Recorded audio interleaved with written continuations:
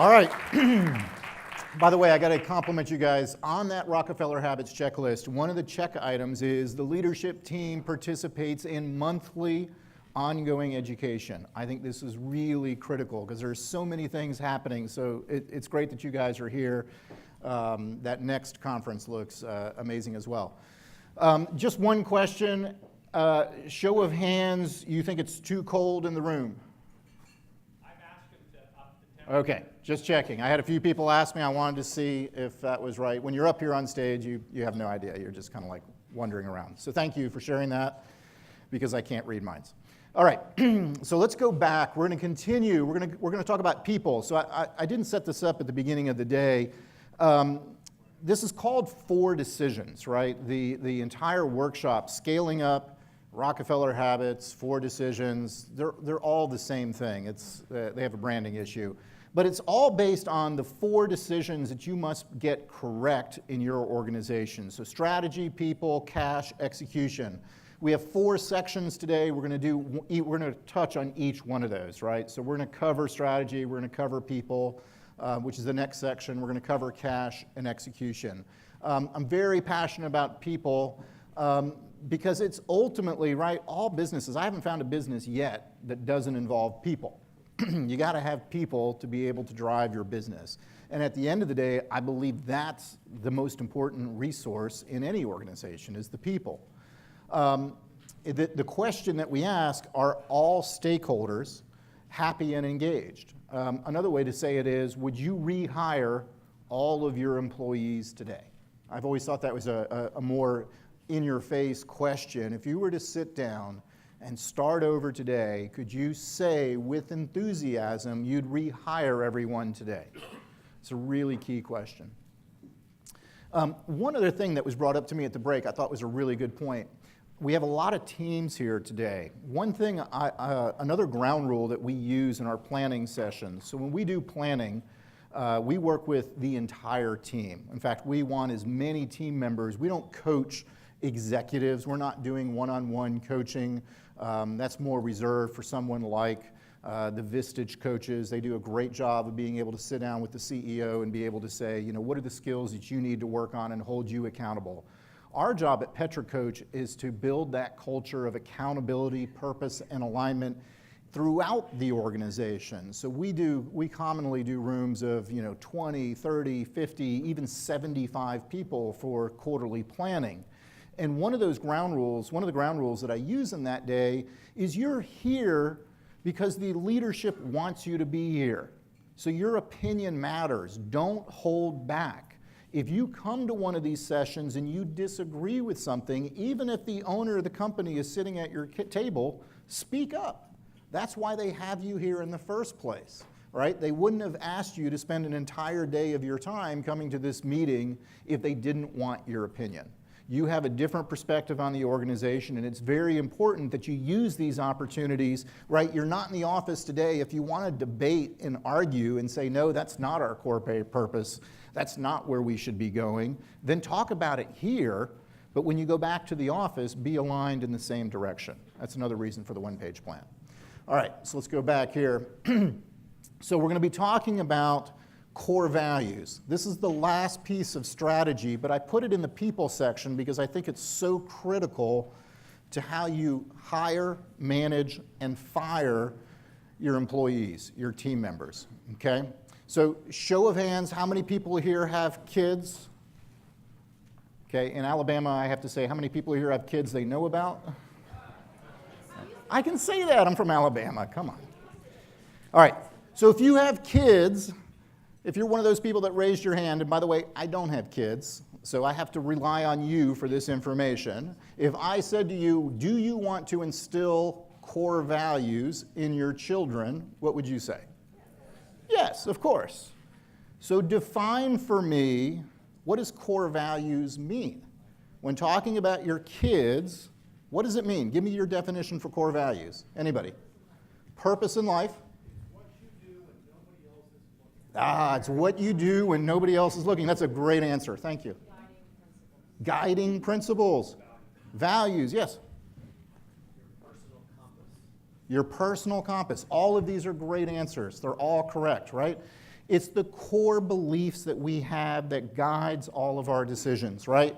When nobody's there. You can't be there for your kids in every situation they're going to get in, right? They're going to be in situations where they are put in front of them really tough decisions, and you can't always tell them what to do for every situation, right? And so you have this set of core values. It could be 4, it could be 5, it could be 10, but these are the things that we believe, and this is how you make those decisions. Now, every family, every person is going to have a slightly different set of core values, right? It's who they are. It's their own culture. So here's another very important thing. And by the way, your next topic, your next seminar on neurosciences, I love the study of neurosciences. There's been a lot of research done on when human beings establish those core beliefs pretty much for life, right? They don't change a whole lot over the lifetime of an individual. At what age do you think human beings establish those core values? I hear 8, I hear 3, 5, 13. What was the answer we had the other day? We had 35. I was like, wow.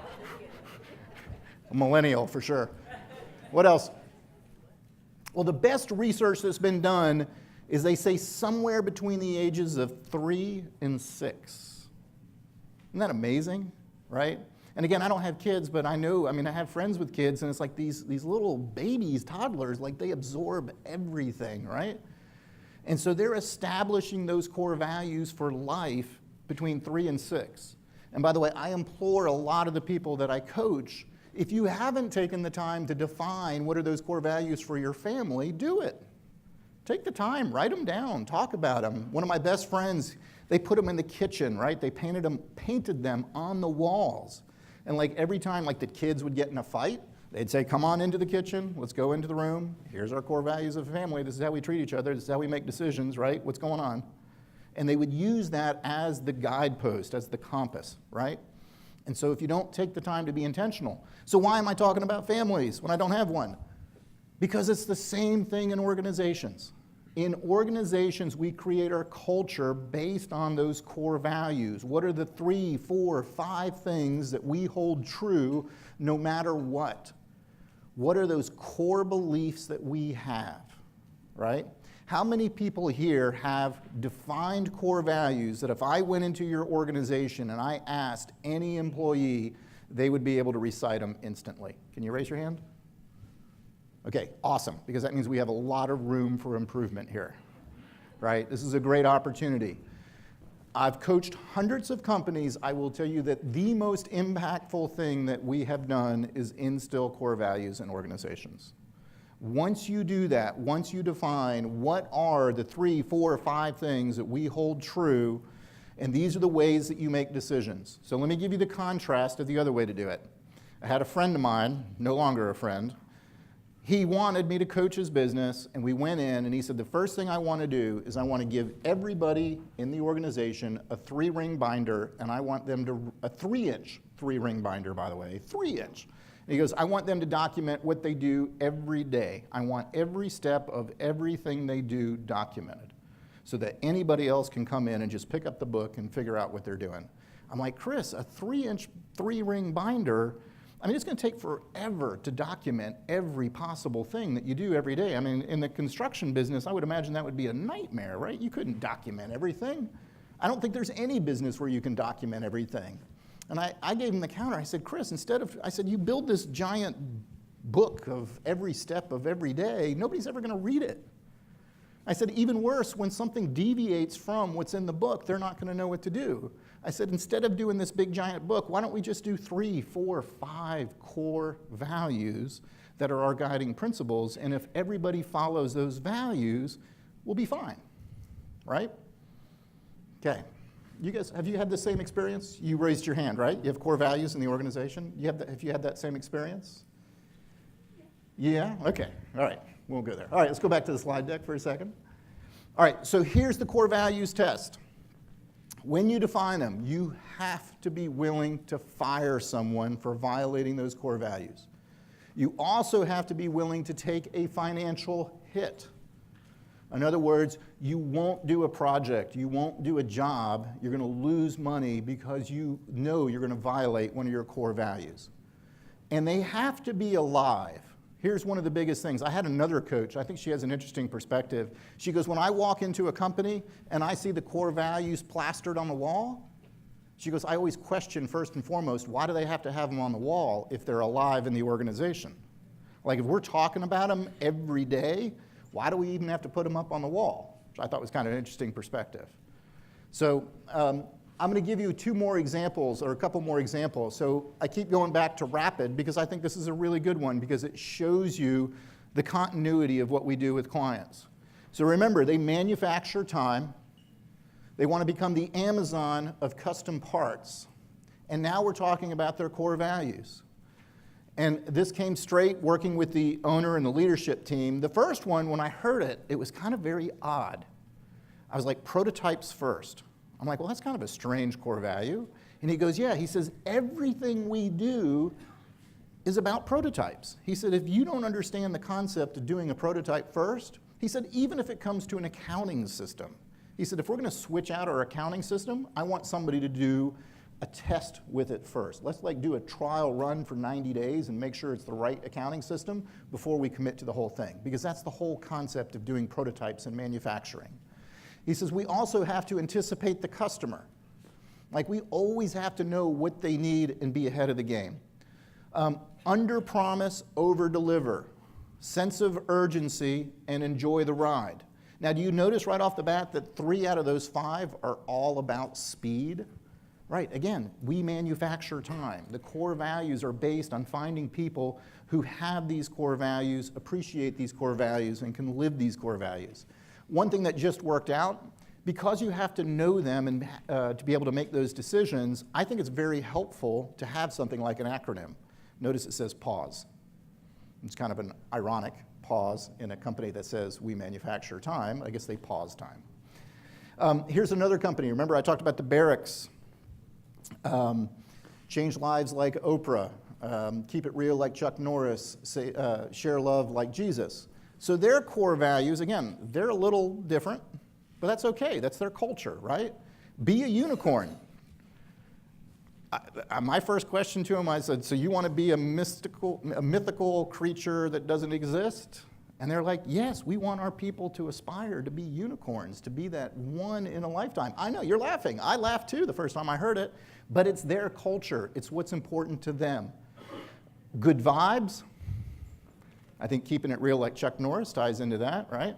Because I said I would. And dreams don't work unless you do. Right? That's kind of that whole. So here's one of the things about core values. I don't let my clients use core values like integrity, because that's just so generic. If it's one word, I think it's too generic. I would rather it be in the phrase that's used around the office. So if you guys say be a unicorn, great. Let's go with be a unicorn. I'd rather use that because it means something to their culture. One of my favorite stories, we had a core value that came out of a security company. They did security systems. I think somebody here said they did security systems, right? And it was pink sledgehammers. And I was like, what the heck does that mean, right? When we went through and we had a process for developing the stories, and they said, oh, we did a project where we had to build a secure door, and it had to last, somebody trying to break into the door, and our client came, and our first prototype, they took a sledgehammer to it, and they broke through it in like 30 seconds, and we were embarrassed. We were like, oh my God, I can't believe that they broke through the door in 30 seconds. They said, give us a chance, we're going to rebuild the door, we're going to figure out a better way to do it. And the whole story is we want someone who will persist. When you come across a problem, let's innovate, let's figure out a better way. So they built a new door and they invited the client back, and this time they had another sledgehammer for him, and they'd painted it pink as a joke, and they said, there's no way you're going to break through this door. And he didn't. He couldn't get through the door in like 10 minutes or something like that. And so pink sledgehammers meant something to everyone in that company. And when we introduced it to the whole team, I said, okay, here's the next core value, pink sledgehammers, and almost half the room started laughing because they knew the story. And they all thought, oh, that's really cool. So put it in the language that you use in your office. It's also much easier to memorize. In my company, Toolbox Studios, and we're creative, so we had all sorts of stuff like measure twice, cut once, right? Instead of saying quality, we did something that had more meaning to us, especially when you think about Toolbox. We had one, forge deep relationships, right? Instead of just saying build relationships, we said forge because it tied into the idea of metal tools, okay? So here's what I want you to do. To build core values, one last expectation, it usually takes about 9 months, 6 to 9 months to get them exactly right and where they need to be. So again, you're not going to have the opportunity, but I want you to take a few minutes based on what I've said and start thinking about what are some of the terms that you hear all the time in your office? What are some of the guiding principles that you have? And I want you to turn to the vision summary page and start making some notes of what are some of those core values. And I want you guys to do this independently first. So if you're with some other team members, I want you to work on it on your own first. Okay? So just take a few minutes and start writing down what are some of the terms and phrases that you believe are guiding principles in your organization. And when we come back, I'm going to give you a few minutes to write those down. When we come back, I'll share the exercise that you can do at your office to be able to define your core values. All right, so while you're writing, I'm going to share the exercise that I recommend if you want to go back and fully develop your core values. This is how we do it. I think it helps sometimes to have a third-party facilitator on the outside, but you can do this on your own as well. So get together your senior leaders, your top performers in your organization, and ask them to write down, it's very important that you ask them to write it down, write down the names of 3 or 4 individuals in your company that you think exemplify the type of employees and the type of behaviors that we want to have in our organization, right? So say, hey, if we could clone Jesse, right, that's the person we want. We want 10 more Jessies in our organization. And so have everybody write down on a piece of paper 3 or 4 names, Jesse, Bill, John, Camille, right? And so have everybody write down some names. Then put them all up on the wall and see where you have common names. What you'll typically see is you'll see Jesse's been listed 8 times, right? And Camille was listed twice, right? By the way, this exercise takes about 2 hours, depending on how many names you put up there. Then go around the room and say, okay, who put Jesse up on the wall? Somebody share a story, a very specific story about why Jesse exemplifies the type of employee we want to be. I don't want you to use generic terms like, oh, he's always on time, he's just a good guy. No, I want a story like, it was Tuesday in August, it was raining outside, our systems went down, all our customers were upset. He came in at 10 p.m. and he worked on the system until 3 in the morning and he wouldn't leave until he got it right, right? And what you're going to do is you're going to have everybody else listen to the stories and start listening for phrases that come out of that story. Man, he's committed to seeing the project through, right? That might be the phrase that you write down and you put up on the wall. We love these sticky notes, by the way. Like, write it down on a sticky note, you can put it up on the wall, and then somebody will say, always gets the job done. Okay, well, that's kind of like committed to seeing the project through. Let's put those side by side. And then later, we'll narrow it down to what is the right one. And so basically, you have story time. You tell stories for about 2 hours, and during that 2 hours, you're doing nothing but listening for phrases that keep coming up over and over again. The hardest part of the exercise, and why it helps to have a third-party facilitator, is you can't let people mail it in by saying things like, well, you know, Jesse's just a great guy. He's just so smart. Like, no, I want the specific story. Tell me about when he was smart. Oh, well, remember that project with Sprint? We were doing that thing and blah, blah, blah. That's what you have to do, is you have to have story time. Make sense? And so what you'll end up with is you'll probably end up with a wall covered with these phrases, and then you narrow them down into groups, and then you start figuring out what are the right words inside of that group. And what we always say is put a draft of your core values for about 3 to 6 months, and you have to use them every day. You have to talk about them, you have to use them, You have to hire people based on, do you think that this is a person that would see the project through?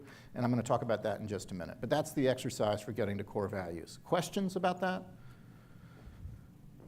Back to our PowerPoint. So we'll move that over to the first column. Look at your list, and if you see 2 or 3 items, or 4 or 5, or whatever you have, we're going to move those over, kind of finalize them, clean them up, put your core values in that first column. And I'm going to explain why it's the first column, because again, it may be the most important thing on this page. So write down, if you have your list of core values, there's a few people that do, go ahead and write them in that first column. This is also an opportunity, if this is something, and I hope everybody does, everybody that did not raise their hands, I think you should have a quarterly priority in the next 90 days. And the quarterly priority, by the way, when we write priorities, a little bit more information on this, it always starts with an action. I'm going to define, I'm going to implement, I'm going to create, I'm going to revise, I'm going to reintroduce, I'm going to build, right? It's got some action, and then it's got an outcome. What do I get done at the end of 90 days? So your first quarterly priority that you might put in is define and implement a draft set of core values. That could be a really great priority for the first 90 days. Something you can do as a team. It's a really fun exercise. And if you go back and you read that same article, Building Company Vision, it's a great resource as well for doing core values. So put that on your page under possible quarterly priorities. All right. So once you have your core values, what do you do with them? This is going to be a short section as well. On the one-page plan, just below the core purpose, is a box that says actions. So this is how important core values, core purpose, and BHAG are. Every quarter with every one of our clients, we ask, what are the things that we need to do over the next 90 days to make sure that core values, core purpose, and the BHAG are alive in the organization? Making sure that everybody knows them. Now there's some really easy things you can do. I'll show you some examples. Telling stories. So this is a group doing a daily huddle, making sure that if you have every meeting, but especially the daily huddle, you're calling out core values at some point in time. Anytime I would write notes of appreciation, I make sure I use the core values. Anytime I say, hey, John, you're doing a great job, I would reference one of the core values. Why is he doing a core value, right? Reinforce the behaviors that you want to see. If we define that these are the 3, 4, 5 guiding principles that we want to see, then you need to reinforce them on an ongoing basis. So I'm going to tie this back into how we started the day with that incredibly funny video about millennials. One of the challenges with millennials is because of technology, they get more reinforcement than we could have ever have dreamed of 50 years ago. I heard a better analogy. Instead of millennials, they're the Nintendo generation, right? They grew up only knowing video games and the internet. When you play a game on a Nintendo or an Xbox or whatever, how much positive reinforcement do you get? What are some of the things that you see in a game that reinforce the experience? The score, the sounds. They show you where you're at. You've got 36 levels. You're on the second level. The controller vibrates every time you move, left or right. Right? There's all these visuals. There's all these things. In fact, they've measured it. When you're playing a video game, you're getting between 60 and 100 positive reinforcements a minute. A minute. And I know when I entered the workforce, you were lucky if the boss talked to you once a month. Right? You were lucky if you got an annual review so they would tell you what's going on. The difference is with computers and technology, they expect to get positive, any sort of reinforcement on a regular basis. And it has to be immediate. Even when you play a game like a sports game, it doesn't matter if it's basketball or football or baseball, think about all the reinforcements that happen during the game. You got the scoreboards, you got the strikes, you got the outs, you got the how many timeouts do we have, you got the fans cheering, you got all these different rituals that reinforce those experiences. And that's the environment you need to create for millennials. And this isn't, I know it sounds, it's just the way the world is moving, right? You've got to be able to have these systems in place. And so if we go back to that PowerPoint, to the slide, at the daily huddle, number one, it's daily, every day, and we're going to talk about that later this afternoon. We're going to give you very specific instructions on how to run a daily huddle. I would put that in the top 5 things we do to change companies, is put in a daily huddle. But during that daily huddle, you have an opportunity to reinforce core purpose, BHAG, core values every day. And if you create the environment where everybody knows the core values and everybody else is looking for those opportunities to shout out the core values, it becomes that positive reinforcement, and that's how we deal with millennials. It's a very important message. Aubrey Daniels, the leading human behaviorist, he's written many books about it. It's a fact. Positive reinforcement is the way that we grow people today, not negative reinforcement, not punishment, not penalties, right? When you nag somebody to do something, what do you get? You get the results, but they're reluctant. They do just the absolute minimum they have to do, so you stop nagging. That's another thing I hear that people have kids tell me, right? Positive reinforcement gets people to exceed. When we reinforce the behaviors we want, which are core values, they will exceed your expectations. All right. So here's one last example, and this is kind of combining reinforcing the core values and a theme. Themes are, we'll talk about those as well. Themes are things when we run a quarterly theme to promote one thing. So this is one of my clients in San Antonio. This is a commercial flooring company. I told somebody I was going to share some stories from the construction industry, right? And so they have 6 core values: allegiance to our customers, right? They kind of have a play on words with their company name. Always do the right thing, have fun, unquestionable quality, incredibly prepared, trust and respect, right? That's their core values that they develop, they love, right? What that guy is holding is they ran a theme for the quarter, and this is what it looked like. Every week at the weekly meeting, they had people share stories. They had to submit stories on a piece of paper of other team members that were exemplifying the core values, right? So I'd write a story for Matt. I'd say, Matt is exemplifying the core value of always do the right thing. He was dealing with a customer who wanted him to take a bribe to get the contract, and he refused to do it because he knew it wasn't the right thing. And then I submitted the story. And what happened is we read the stories at the end of the week, so you heard all these great core value stories, positive reinforcement, and then we randomly picked one card for each core value. So for each core value, there was 13 rows on the plane, you see the plane, and the person who submitted the story and the person who had the story written about got their names, they got a seat on the plane. And you could have multiple seats on the plane, and they did this for 13 weeks for each core value. And at the end of 13 weeks, they randomly drew from all the people that had a seat on a plane. So if you had 5 seats, you had better chances than somebody that had 1 seat. And they got 2 round-trip tickets to Vegas, right? And so you can see this is the employee that actually won it. He's one of their warehouse workers.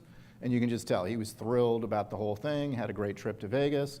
And so for 13 weeks, they reinforced the 6 core values that they want to see in their organization. And you always hear about Ritz-Carlton.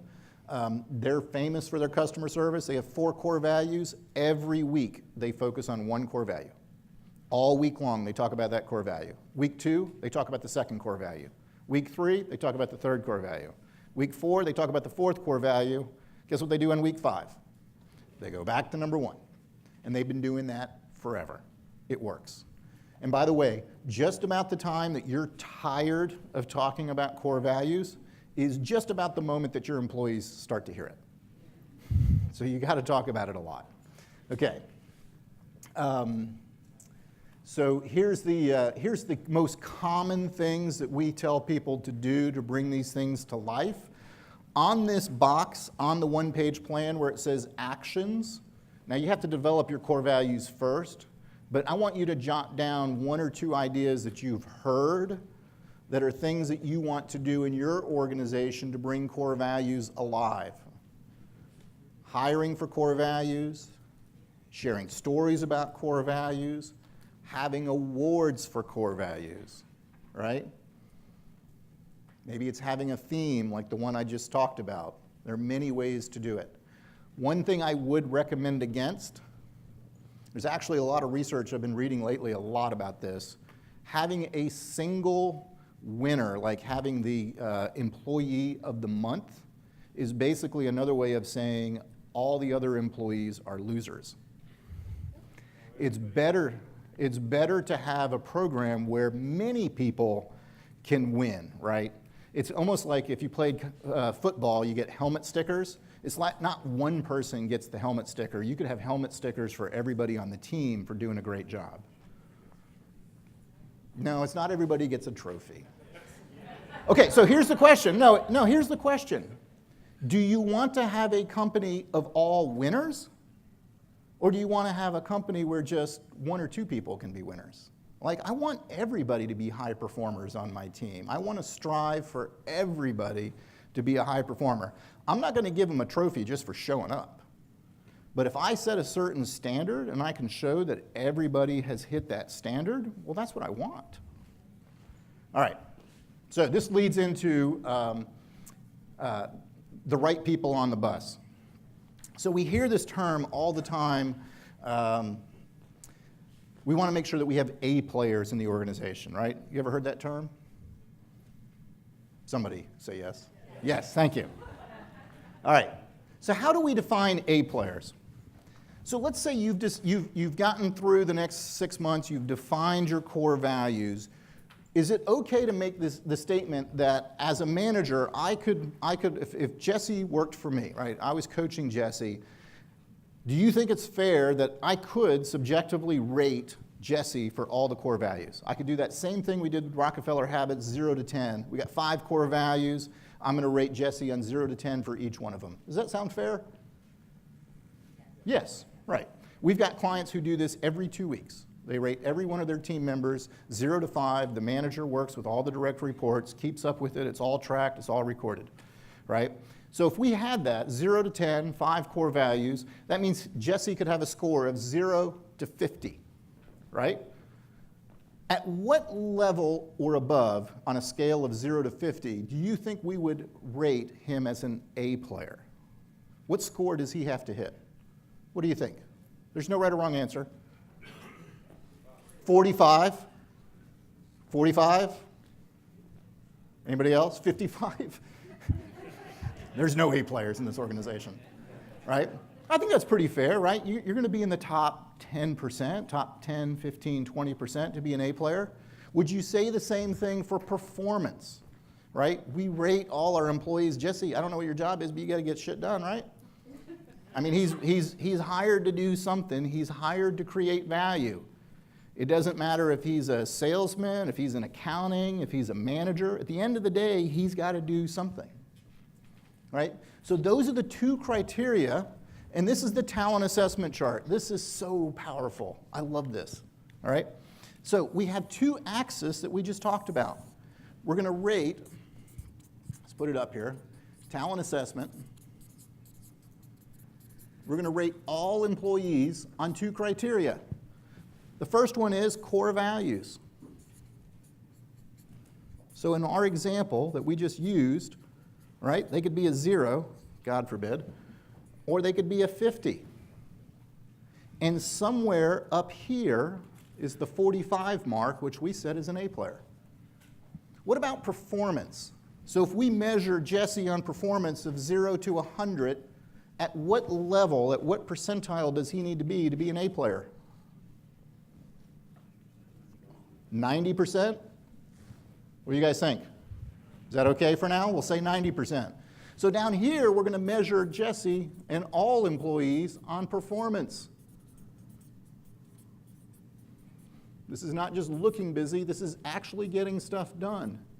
And would you agree that we can measure somewhere between 0 and 100%? And somebody just argued that at the 90% mark would probably be where we'd find A players. So now I'm going to grid this off. And I'm going to show you something here that's really kind of amazing. So what we're saying is our grid is going to look something like this.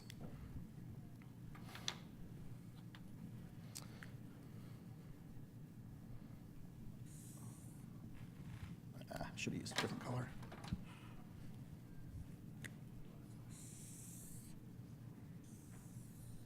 Okay. I just kind of screwed that up, but that's all right. You guys will figure it out. All right, so let's talk about this grid. Let's just look at the green boxes first, and I'll come back to the orange ones. So basically what we're saying is if somebody doesn't align, well, let's start with the easy one. They're up in this quadrant. They exhibit our core values. They're high performers in our organization. They're somewhere in the upper quartile. Everybody in this upper quartile has A potential. These could be our A players, right? They have what it takes as far as core values and performance. And we just said at the 90% mark and the 45% mark, the ones that are really in the upper box here, these are truly our A players, right? Does that make sense? These are the people we want. High performers, match our core values. What do we do with A players? What should we be doing with A players? Keep them, promote them. What else did I hear? Train them? Challenge them. What else? Reward them. What do you think? What is the number one reason that employees leave organizations? And it's not money. Yeah, it's lack of appreciation. It's lack of recognition. The number one thing you can do up here is recognition. Challenge them. Recognize them. Make sure that you're taking good care of them. Right? By the way, I like to call these the rock stars. Okay, let's cover the other quadrants, the other green quadrants here. If they don't match our core values, this is the easy one. If they don't match our core values and they're not high performers, what do we do with them? Okay, important message here. There's a couple ways you can say it. We promote them to be A players in another organization. You can also say we'll be Lincoln and we'll free them, right, to find other opportunities somewhere. This is a very important message, though. Every human being is an A player somewhere. I really believe that. And that's not just a Bernie Sanders message or anything like that, right? Every human being is an A player. They just may not be an A player in your organization. In fact, the longer you keep them in your organization, the more of a disservice you're doing to them.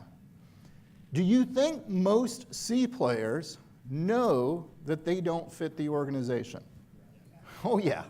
They're hiding in their office just waiting for the day. All right, I did this once. I let a guy go. I had lost sleep over it for 90 days, months. I was losing sleep over it. We moved him to different positions, and he just never fit anywhere. And I finally said, Tim, I have to let you go. And the first words out of his mouth were, thank God, I can finally move on. He was waiting for it. So don't waste your time. If you have a C player, there is no excuse. Promote them to be an A player somewhere else. Okay, if they have our core values, but they don't fit our performance, they don't have the performance that we want, they fit in this box up here, and we call them B players. Number one, do we like B players? Yes, we love B players because they match our core values. How easy is it to change somebody's core values? Unless they're 3 years old, it's very hard, and you're probably not hiring 3-year-olds, right? Remember, they don't change. They establish those core values. So you want to hire someone that fits those core values that you've established, and then what do we do with B players? Train them. Yes, I call these seedlings. All right, we're going to grow them. We're going to coach them. Who should coach them? Who should train them? The rock stars. Thank you very much. And they want to be challenged anyway. Say, hey, Jesse, we love that you're a rock star in this organization. Hey, would you take Matt over here and teach him how to become a rock star? Mentor him, right? And so we want to take B players and we just want to move them this way. Love B players. Here's another reason why we love B players. Yes, sir.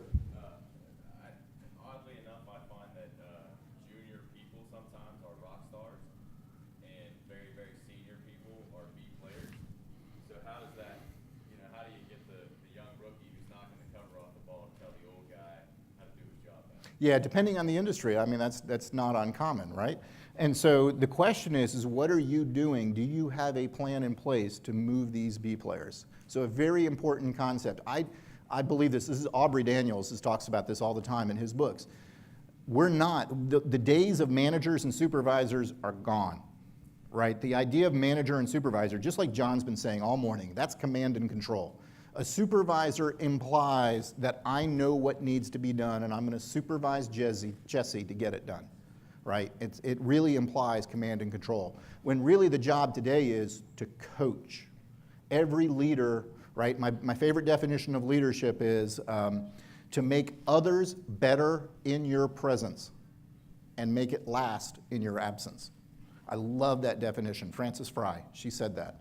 Make others better in your presence and make it last in your absence. And you do that through coaching.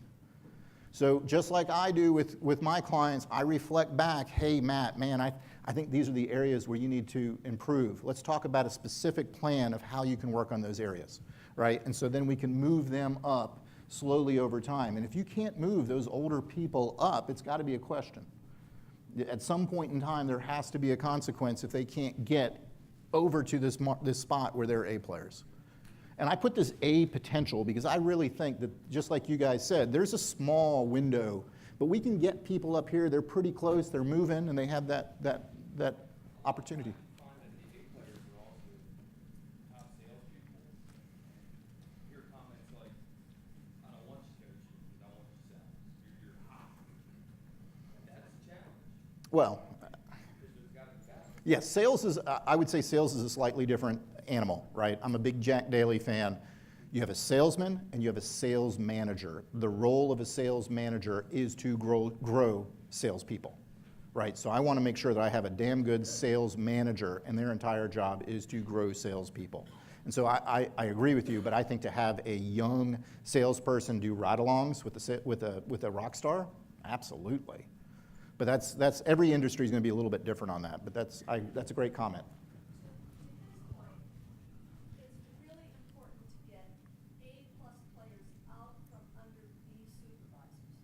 Yes. Yeah. Yeah, and we're going to. If I were looking at the 9 box, I would, who do we have that's an A player that's been supervised by a B or C? Get them up under them. I agree completely. And I'll share another story. Jack Daly said this best. He goes, where do we spend most of our time as managers? C's. We spend so much time dealing with the C's because, by the way, it's a human instinct to try to save people, right? We want to see the best in people. That's why we suck at interviewing. Most human beings are horrible at interviewing people because we want to see through that. That'll segue into my next section. We want to see the best in people. If you have C players, as Jack Daly said, they don't even want to wear the same shirt with the logo on it that a C player is out in the market wearing. It offends them that they have to wear the same shirt that a C player is wearing out in the market. It makes them feel bad, right? That's the number one mistake we make is we keep C players around. The number two mistake is the ones here. They don't fit our core values, but they're high performers. They're making the company a lot of money. And this is just the terminology that Top Grading uses. They call them a BC player, right? I'll tell you my term for them. I think they're terrorists. Not a Donald Trump thing. See, I was going to work in some politics today. So here's what it is. These are the people in the organization. You know who they are. Nobody wants to go to lunch with them because they don't like them, right? These are the people that nobody wants to hang out with because they're jerks. They don't fit your culture. But they make a lot of money, and management overlooks it because they're making them a lot of money. And so here they are, they're violating all the things wrong about our core values, yet we keep them around. And so basically, we're reinforcing a bad situation. This is one of the biggest mistakes we make as managers. And so you have to get these people out. In Alabama, we have a term, I don't know if you have it up here, it's called a come to Jesus meeting, right? And so you sit down with them and you go, John, we love your performance. You are off the charts as performance, but you do not have, you don't exhibit this core value, you don't exhibit this core value, you violate these core values, and just be very specific about the instances. And if we don't see a change in 30, 60, 90 days, pick your time frame, you're gone. Everybody below here has to get outside, has to be removed from your organization. They will destroy your culture faster than anything. And we see it all the time. One of the most common things that happens, and it kind of feels bad sometimes, is we work with companies and like within 3 to 6 months, there's a lot of change, right? There's a lot of people that are asked to leave. And eventually, we see this organization that's just rocking it. And we're like, what's the difference? They're like, everybody's an A player or a B player, and we're all moving in the same direction. There's nobody pulling us down. My friend Greg Crabtree, who's an author and accountant, he does a lot of work with a lot of different organizations. He has shown through accounting numbers that letting go of a BC player raises the productivity quantitatively in the books of A players and B players. These people make more stuff get done when you let these go. And by the way, when you let these go, usually the first reaction from these people is, thank God, I'll take over that work. That's no big deal. Jesse wasn't doing that much anyway. I can add that and have that done by lunch, right? It happens all the time, but we're just afraid to do it.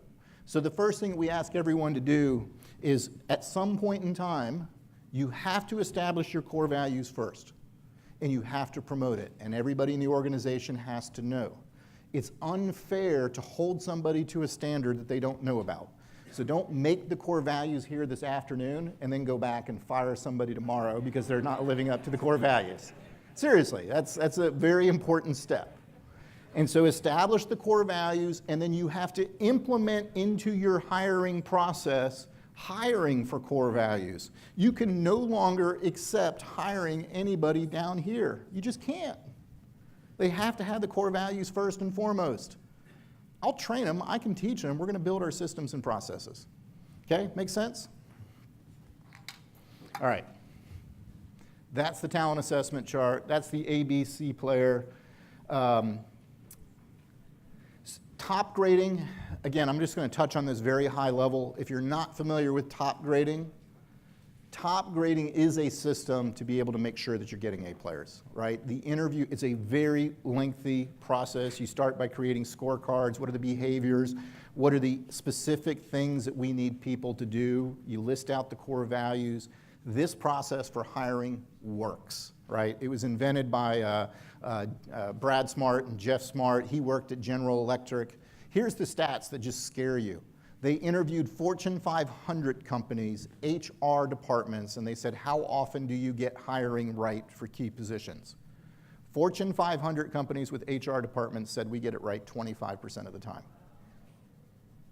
So you, on your own, just putting out a few ads on Craigslist or whatever it is, and you do one quick interview for 45 minutes, what do you think your odds are of getting it right?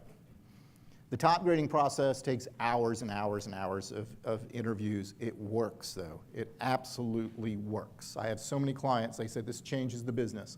If you have a mishire, if you let one of those B, C, or C players into your organization, they've done the research, and I've confirmed it myself, on average it costs you 15x their salary. Think about that for a second. You hire a salesperson for $100,000 or a C player, they just cost you $1.5 million in lost opportunities and the degradation to the rest of the company, lost clients, poor service, everything. It's a big, big expense. And so when you're hiring and you realize, when you get into top grading and you realize it's going to take a lot of resources to find the right people, realize that the payoff will be immediate by not having a bad apple. Two of the best phrases I've heard about hiring is not about finding rock stars. It's about keeping the bad apples out. That's the hiring process. And number two, when you're interviewing somebody, if there is any doubt about that candidate, there is no doubt. Don't hire them. I know that sounds harsh, but that's the truth. If you are sitting there trying to justify. By the way, how often can you hire A players? Almost never. A players are really, really hard to find. And here's why. If they're in an organization where they have a cultural fit and they're high performers and they're receiving praise and they're being challenged and they're coaching and mentoring other people, why would they ever leave? The only time they leave is when life happens. They come home one day and the spouse says, oh, honey, by the way, we're moving to Houston so we can take care of my parents, my aging parents. And you go, woo, all right, right? And then you end up in Houston. And so top grading, look into it. One last thing on the slide deck. The tool I recommend a lot, top grading is amazing. Go read it, go study the book. There's lots of courses on it. They also have a tool, but the tool I prefer more is Hireology.com. They have all the tools and systems, and they have an online system for recording the interviews, and they have background checks and everything. It's an amazing, amazing tool. It's a commitment. Do not think that you go into it lightly. Okay, we got one last exercise before we do lunch. I want you to pull out from your worksheet, there's one page in here, and it's called the FACE, the Functional Accountability Chart. For those that circled number 4, every facet of the organization has a person assigned with accountability for making sure goals are met. That's what this tool is for. This is one of the first exercises we do with a lot of clients. The Functional Accountability Chart. It is very simple. It has a job description in the first column. It has things like the head of the company, who's in charge of marketing, who's in charge of sales, who's in charge of HR, who's in charge of IT, who's in charge of the treasury, who's our controller, all these different positions, who's the customer advocate. You can change this list. You can add stuff at the bottom. You can say, we don't have any IT. Right? We're a craft business or whatever. We don't have any IT. Right? I can't believe that. Everybody has IT. But you can change these, but this is a pretty damn good list, right? So if you start with this list, this is good. And then what you're going to do is you're going to go left to right. You're going to do the first column. Who is the one person in your organization that is accountable for that area, right? There can only be one person. You can't put in, oh, Tom and Joe. That doesn't work, right? It's got to be one person is held accountable. And then there are 2 metrics, and this is another very important concept of getting shit done, is there is a leading indicator and there is a lagging indicator. And it takes a while to get used to thinking in this terminology. So I'll give you an example. Losing 10 pounds, if you have a goal, a personal goal to lose 10 pounds, you don't know you lost 10 pounds until you step on the scale. It is a historical measurement. It happened in the past. On the way to work, I lost 10 pounds, but I didn't know it. I don't know it until I get on the scale. Net profit and revenue is a lagging indicator. You don't know it happened until that point in time, right? You don't know until the end of the month what is my monthly revenue goal. A leading indicator, if I want to lose 10 pounds, I use the personal example because I think people get this. If I want to lose 10 pounds, what is the activity that I will do on a daily or weekly basis that will almost ensure that I'll lose 10 pounds in a quarter?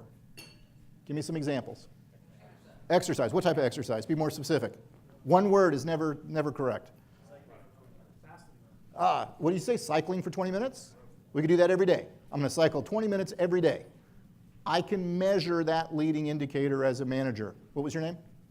Eddie. I can say, Eddie, did you cycle for 20 minutes today? Eddie goes, yes, I did it. Eddie, tomorrow, did you cycle for 20 minutes today? Man, I only got an 18. Okay, you can make it up tomorrow. You can get 22 in tomorrow. Eddie, did you cycle on Thursday? No, I didn't do it today. Well, you better get busy, right? I could go to the gym 4 times per week. I could go to the gym 3 hours per week. There's lots of different ways to measure it. What else could we measure to lose 10 pounds? Calories. I could count calories. I'm going to consume less than 2,000 calories every day and use one of those little iPhone apps that I would know every day, am I on track? What else could I do? Maybe I just drink 8 glasses of water a day. There's proven scientific fact that if you drink so much water, it's going to help you lose weight, right? There's all these different things. I can measure leading indicators. I can't measure lagging indicators. If you are a sales manager, this is the most important concept. I've had so many failures. I'll admit it. I've had failures with salespeople. This is what happens. Tell me if you've ever heard this story before. I go to John. I go, what's your sales goal for the month? $100,000. At the end of the first week, I say, John, how you doing? Oh, man, I'm doing great, man. I got lots of leads. I'm following up with a bunch of stuff. I got a bunch of appointments next week. I haven't closed anything yet. Okay. Next week, how you doing, John? Oh, I'm hitting it. I'm going to knock it out of the park. Third week, how you doing? Oh, I'm so close, man. I'm going to probably beat that $100,000 goal. End of the month, what comes up? John, how you doing? Man, I only closed $20,000. Well, what happened? Right? I wasn't measuring the right thing. I was measuring a lagging indicator, and I don't know it happens until it happens. How could I have managed John better? Right, activities, you just said it, activities. This is what the conversation would look like. I would say, John, to get $100,000 in revenue this month, what are the activities you need to do on a daily basis? I need to make 50 calls a day. I need to make sure I'm getting 10 proposals out a week. I probably need to have 4 meetings with decision makers every week. Okay? I can measure those things throughout the quarter or throughout the month. I can't measure the revenue. So what you do on this column is you put in a leading indicator that you can talk about on a weekly basis. Sorry about that. And then you put in the lagging indicator of what is the actual outcome that we're aiming for. So go back to the weight thing. If I'm halfway through the quarter and I've been cycling for 20 minutes every day and I've only lost 3 pounds, and I'm halfway through the quarter to get to 10 pounds, I might go, man, I need to step it up. I need to go up to 30 minutes of cycling a day. That's when we look at the lagging indicators. But they're typically just a few times you look at the lagging indicators between the periods, but you're always focused on what is the leading indicator. So here's what I want you to do. I want you to just pick one. I want you to pick the sales column. Every company I know has sales. Everybody write down in the sales column, the first one, who is the person in your organization that is accountable for sales? Everybody write it in. See, there's some laughing going on. You'd be surprised how many times we do this, and then we compare notes, and nobody has the same names in the box, even for head of company. Even for head of company. So write down, who is the salesperson in your organization? What is the ultimate, for now, you don't have to put the number in, what is the ultimate target that they're responsible for? This is the last column. What is the lagging indicator? Let's start with the lagging indicator. What are they responsible for? Be more specific, not just sales, what? It's probably new contracts closed or something like that, contracted amounts closed. You have to be careful. You can't say revenue because the salesperson can't do all the work. They can't be held responsible for something that they can't. So they might bring in $1 million of contracts, but then the damn operations people, they couldn't get that stuff out the door. So I didn't get my big commission check. I brought in the work, but they couldn't get it out. We can solve that in the next section, by the way. That means you're measuring the wrong thing.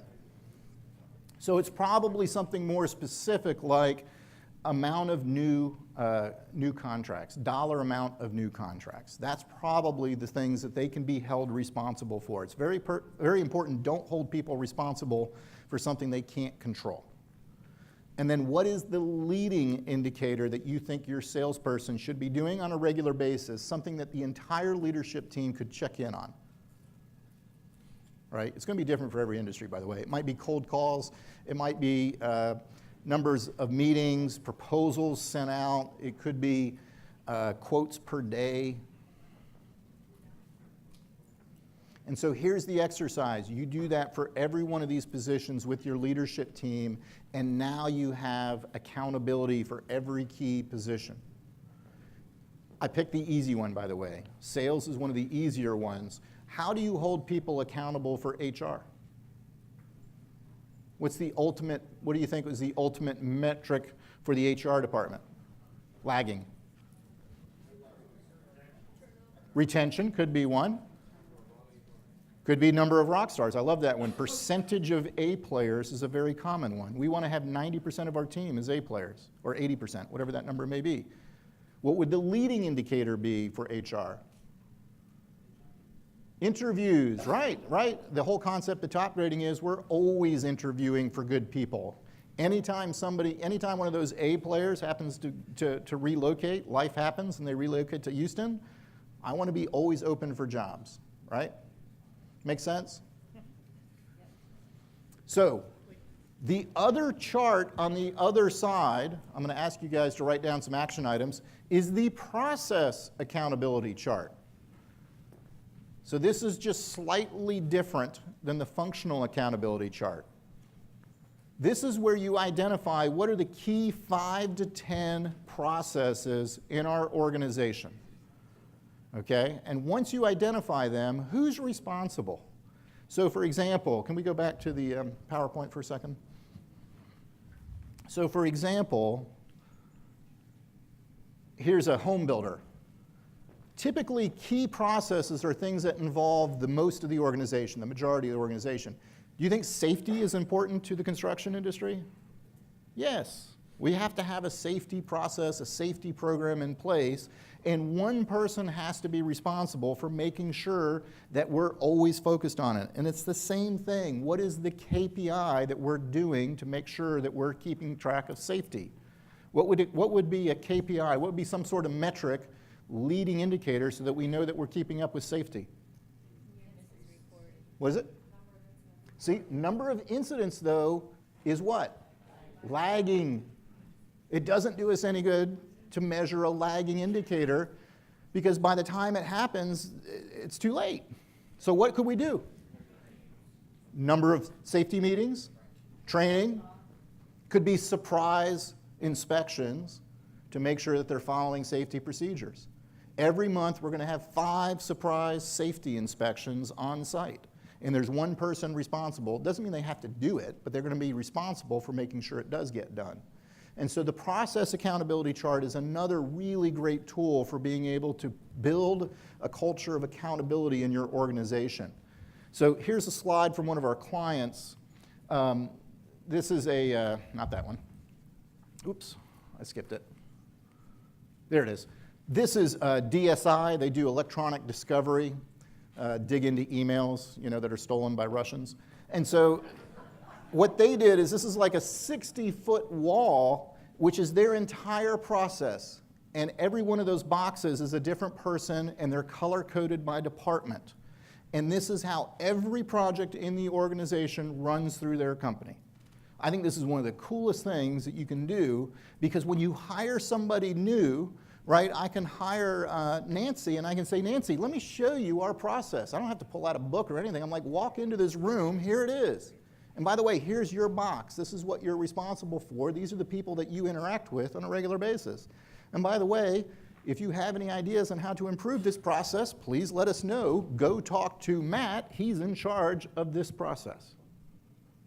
Make sense? This is all simple stuff, but you got to start by doing it. All right, so here's, I want you to select, again, go back to your who, what, when list. Go back to your vision summary page. Did you hear anything in the last 10 minutes or the last 60 minutes that are things you want to do in the next year, the next quarter, the next 3 to 5 years? And if so, start capturing these ideas. A great quarterly priority could be, let's complete the functional accountability chart. Let's complete the process accountability chart.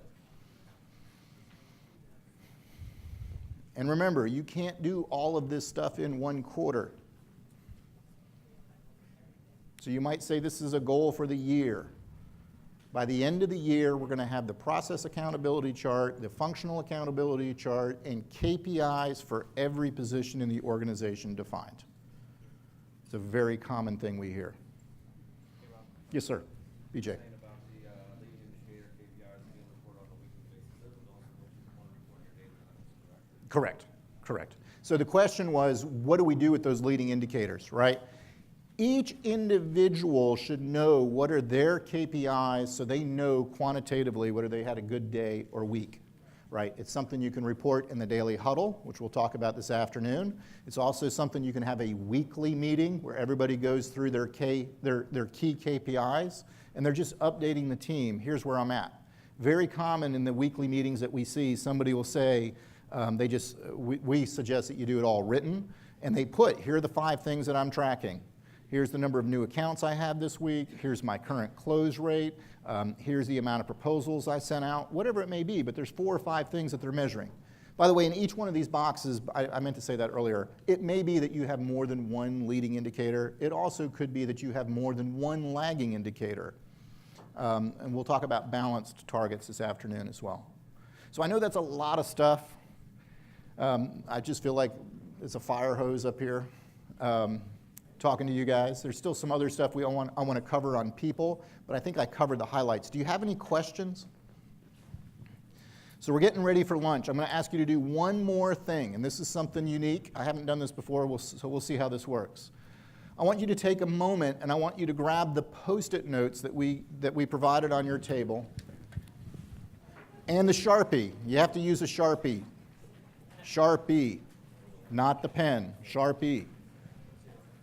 I want you on a clear Post-it, I want you to write very specifically, what's your biggest takeaway from this morning?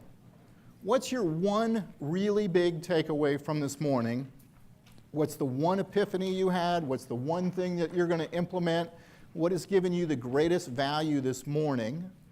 And then I want you to take this Post-it on your way to lunch, and you're going to put it in the hallway up on the wall. And we're going to get a collection of what are the big takeaways from the room. And we're going to capture those in pictures, and I think John said he'd help me get those out to all of you.